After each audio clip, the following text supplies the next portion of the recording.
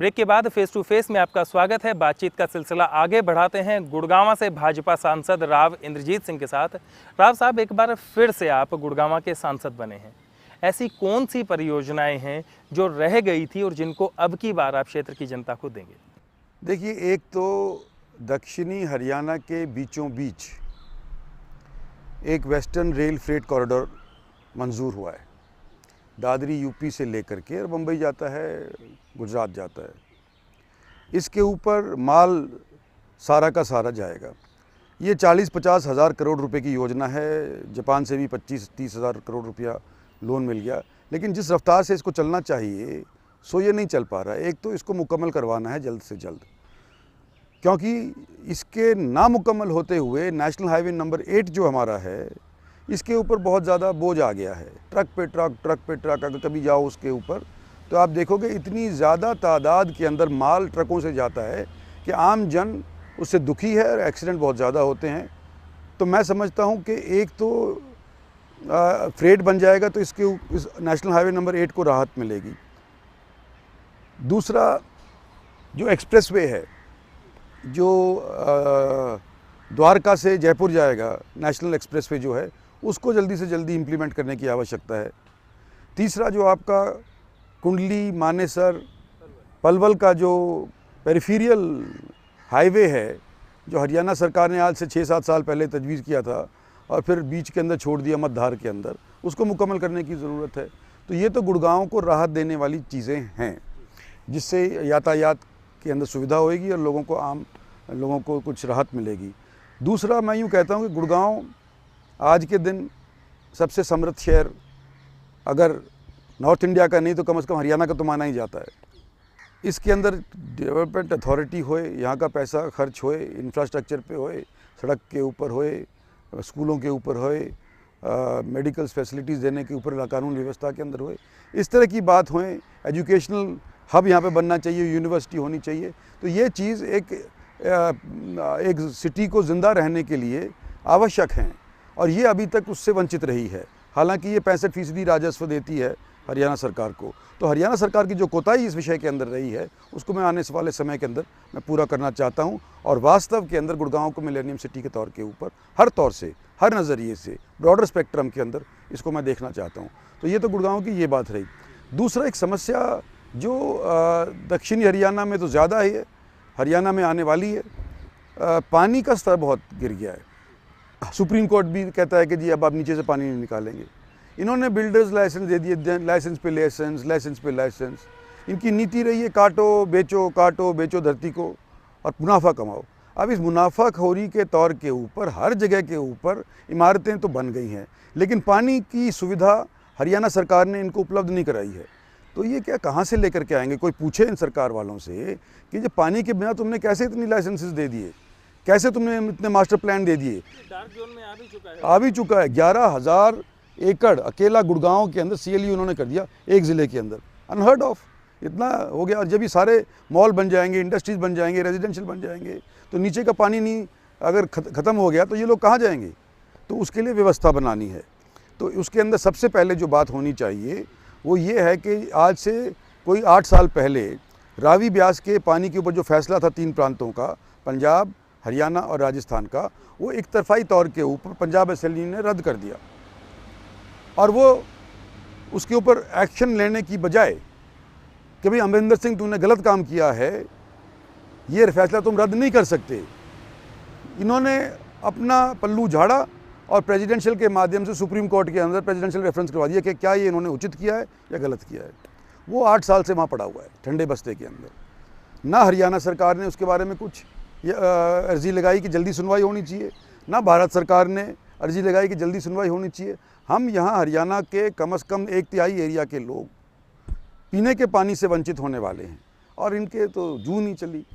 तो ये सबसे बड़ी कोताही हरियाणा और भारत सरकार की ये रही है कि हमारे को पानी से वंचित रखा गया और हमारे को एक्सप्लॉइट, इसके अंदर काटो बेचो वाली जो ये ज़मीन की पॉलिसी है उसके अंदर हमको एक्सप्लॉइट किया।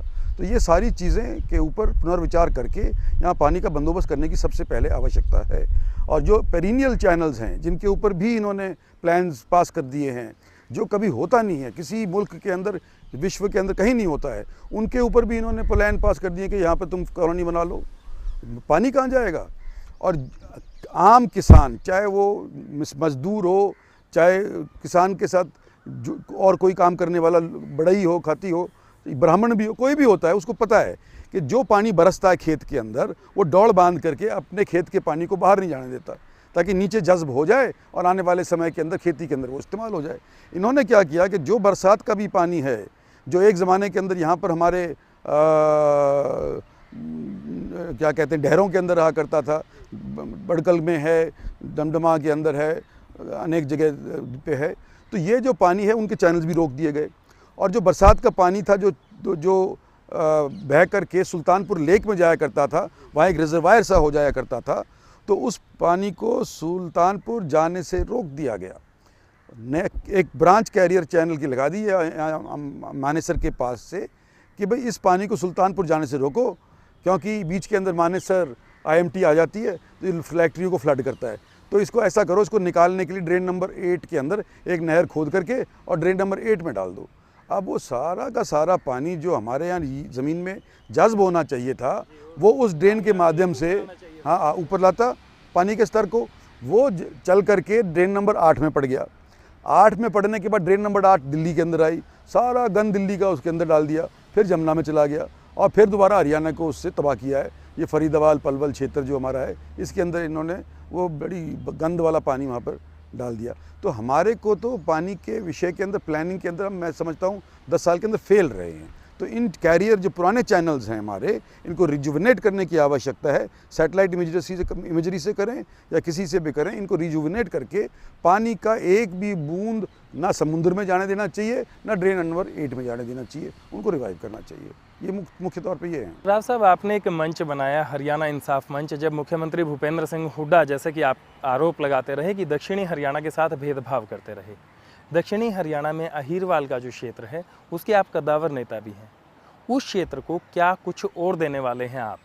देखो, मैं आज देखो 4 बार लोकसभा का चुनाव जीत चुका हूँ, मैं 4 बार विधानसभा का चुनाव जीत चुका हूँ, 10 में से 8 बार मैं इलेक्शन जीत चुका हूँ। मैं नहीं समझता कि भाई मेरी इमेज सिर्फ अहीरवाल तक ही सीमित है। ये इलेक्शन यहाँ से लड़ता हूँ अहीरवाल से, पहले महेंद्रगढ़ गुड़गांव से लड़ता था, अब गुड़गांव मेवात से लड़ता हूँ। मेरा इलेक्शन का क्षेत्र तो ये है, पर मैं समझता हूँ कि हरियाणा के अंदर पिछले 36-37 बरस के अंदर मैं सक्रिय राजनीतिक तौर पर रहा हूँ, तो हर हरियाणा के क्षेत्र के अंदर मेरी थोड़ी बहुत जानकारी है। यूथ कांग्रेस से हमने ज़िंदगी शुरू करी थी, तो सब लोग मुझे जानते हैं। मेरे को अगर लीडर कहो तो सीमित करके मत रखो। नहीं, आप तो हरियाणा बेशक आप पूरे हरियाणा के नेता हैं, लेकिन अगर बात की जाए हरियाणा इंसाफ मंच जो बनाया, दक्षिणी हरियाणा के साथ भेदभाव के लिए आपने अलग से एक मोर्चा खोला और वो मोर्चा सक्सेसफुल भी रहा। अब हरियाणा इंसाफ कांग्रेस है, उसका बीजेपी में विलय हो चुका है और इंसाफ मंच अब एक जो संगठन है उसकी तरह पर काम कर रहा है बीजेपी के लिए। लेकिन जो आपने आवाज़ उठाई थी, जो मुद्दे उठाए थे, उन मुद्दों को अब कितनी जल्द से जल्द पूरा किया जाएगा? देखो, वो मुद्दे तो जारी रहेंगे और हमारी शाखाएं दक्षिणी हरियाणा के अलावा हमारी हरियाणा के कोई 12-13 ज़िलों के अंदर, 13 ज़िलों के अंदर शायद इस वक्त हमारी शाखाएं हैं। जब हमने अपने पार्टी को बीजेपी में मर्ज कर दिया तो 13 ज़िलों के अंदर हमारी शाखाएं हैं। अनेक जगहों के वही समस्याएं हैं। मैं तो कहता हूँ रोहतक के, झज्जर के, इन क्षेत्र के अंदर भी वही समस्याएं हैं। वास्तव में जब रोहतक के अंदर हम गए, हम झज्जर के अंदर हम गए, तो लोगों ने कहा ये तो नाम के वास्ते रोहतक को बदनाम किया जा रहा है, हमारे को क्या दे दिया है इसने। लेकिन आपने एक कैलेंडर भी जारी किया था और उसके अंदर बाकायदा बताया गया था, हरियाणा इंसाफ मंच ने जो कैलेंडर जारी किया, कि विकास किस तरह से रोहतक तक सीमित रहा और किस किस इलाके के साथ क्या क्या भेदभाव रहा। अब आज आप ये कह रहे हैं कि जब आप वहाँ के लोगों से मिलकर आए हैं तो ये बात है, तो या तो कैलेंडर के अंदर गड़बड़ी थी, वो कैलेंडर हमने इनकी जो झूठ थी ना, हाँ, उसको ठोकने के लिए निकाला था। वास्तविकता है क्या राइट टू इन्फॉर्मेशन एक्ट के तहत लिया गया है। उसके अंदर ये कहते थे सब जगह समान विकास हुआ है, हम कहते थे समान विकास नहीं हुआ, ज़्यादा विकास तुम्हारे क्षेत्र के अंदर हुआ है। वो ये उस चीज़ को गलत साबित करने के लिए हमने वो कैलेंडर निकाला था और वास्तविकता है, इसके अंदर कोई वो दो राय नहीं है।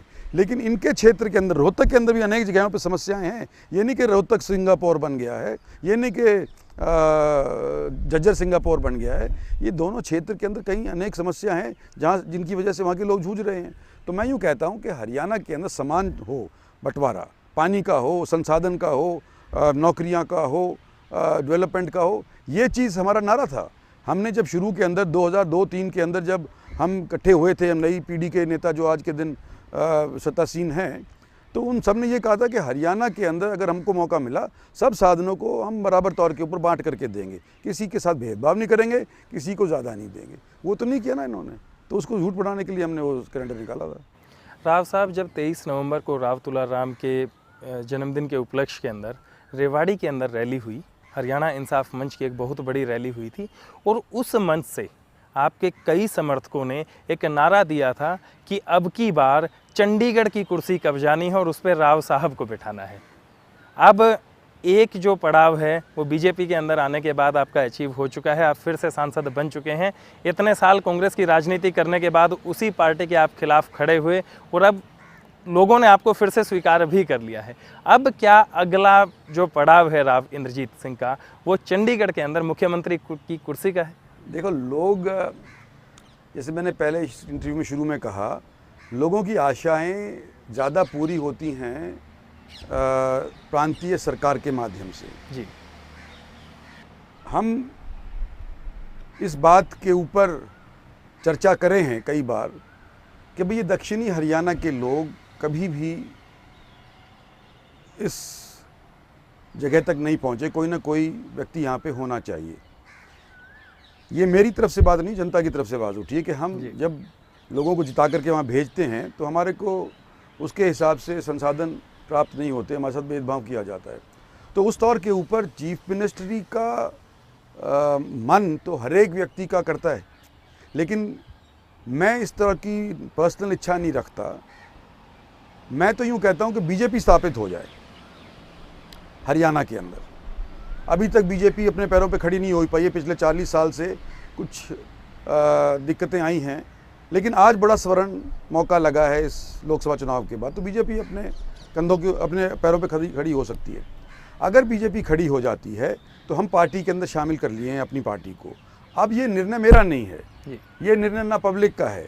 पब्लिक की बात सुने पार्टी, जिसकी हम उम्मीद करते हैं, लेकिन फैसला पार्टी ने करना है कि कौन बाद के अंदर नेतृत्व भारतीय जनता पार्टी का करेगा, कौन एमएलए जो चुन करके जाएंगे, किसको चुन करके वो चीफ मिनिस्टर बनाते हैं। तो ये सारी चीज़ें भविष्य की बात हैं और पार्टी पे छोड़ देना चाहिए, मैं समझता हूँ, और एमएलए पे छोड़ देना चाहिए। अगर बीजेपी स्थापित होती है वहीं तक मैं महदूद रहना चाहता हूँ।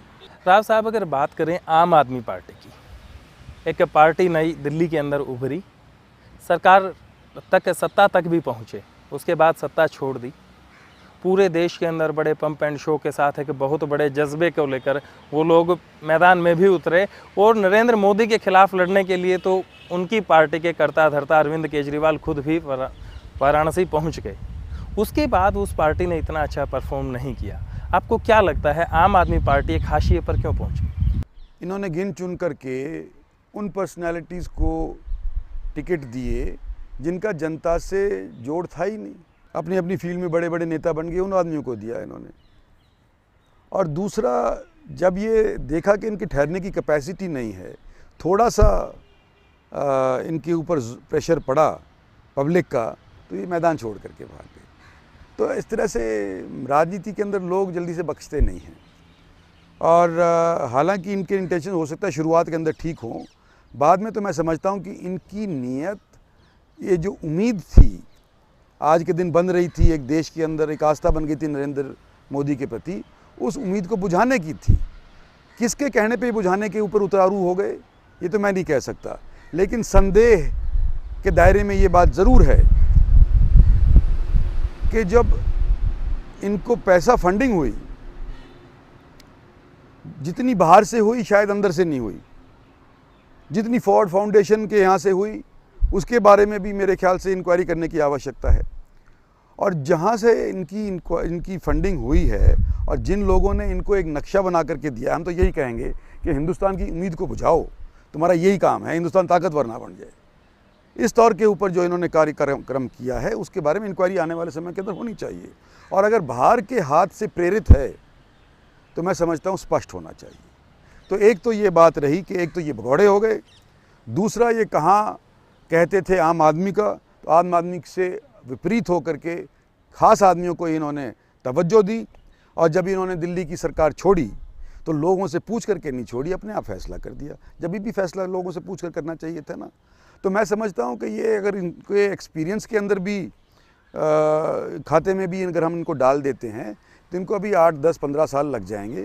उसके बाद ये हो सकता है कहें कि हम एक नेशनल विकल्प बन सकते हैं। मौजूदा तौर के ऊपर मैं समझता हूँ आज के दिन लोगों की आस्था भारतीय जनता पार्टी के प्रति बनी है और इनके लिए कोई गुंजाइश लोगों ने छोड़ी नहीं फिलहाल। धन्यवाद राव साहब, हरियाणा न्यूज़ के साथ खास बातचीत के लिए। तो फेस टू फेस में फ़िलहाल इतना ही। अगले हफ्ते फिर हाजिर होऊंगा प्रदेश की किसी बड़ी शख्सियत के साथ। हकीकत का अध्ययन को दीजिए इजाज़त। नमस्कार।